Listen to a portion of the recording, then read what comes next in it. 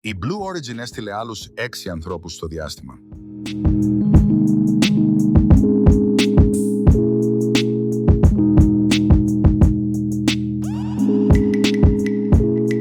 Στις 29 Ιουνίου, η εταιρεία του Jeff Bezos, Blue Origin, πραγματοποίησε τη 13η πτήση της με επιβάτες στο διάστημα.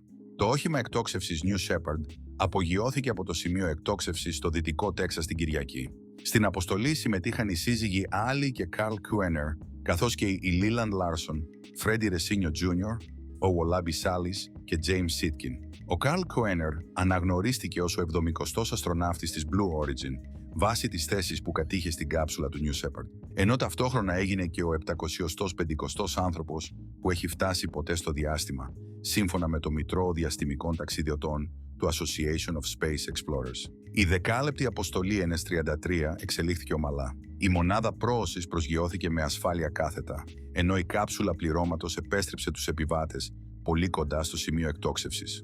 Όσο βρίσκονταν πάνω από τη Γη, οι επιβάτες είχαν την ευκαιρία να θαυμάσουν την καμπυλότητα του πλανήτη μας ενάντια στο βαθύ σκοτάδι του διαστήματος, βιώνοντας την εμπειρία της μηδενικής βαρύτητας.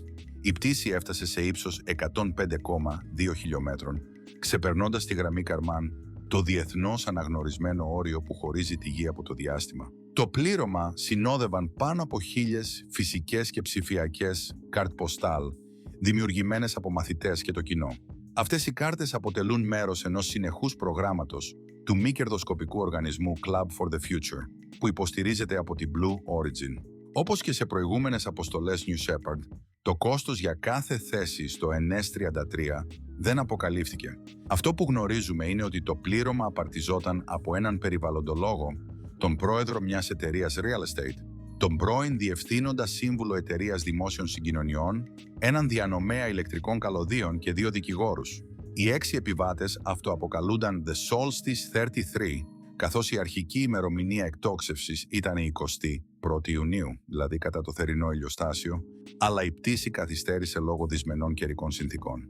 Η Blue Origin έχει πραγματοποιήσει ήδη πολλές πτήσεις, με τον ιδρυτή της Jeff Bezos να συμμετέχει στην πρώτη επανδρωμένη αποστολή της εταιρείας το 2021. Ο συμπαρουσιαστής του Good Morning America, Michael Strahan, και ο ηθοποιός του Star Trek, William Shatner, έχουν επίσης ταξιδέψει με την εταιρεία. Η νέα πτήση της Blue Origin είναι μια ακόμα σημαντική ένδειξη για το πόσο ο διαστημικός τουρισμός αρχίζει να γίνεται πιο προσιτός και ρεαλιστικός για έναν μικρό αλλά αυξανόμενο αριθμό ανθρώπων.